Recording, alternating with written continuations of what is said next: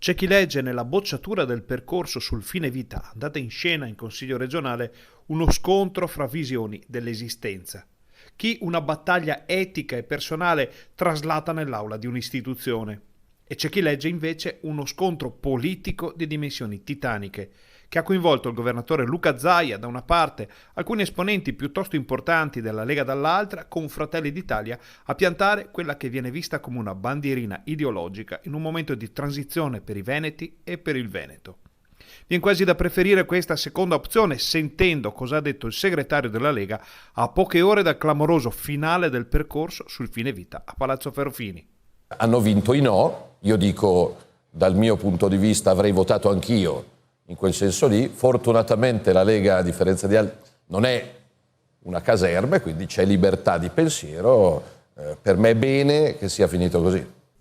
Insomma, libertà di pensiero e di voto, soprattutto con un tema dalle implicazioni così personali. Ma lo stesso Salvini conferma che anche lui avrebbe votato no e alla fine dice pure bene che sia finito così.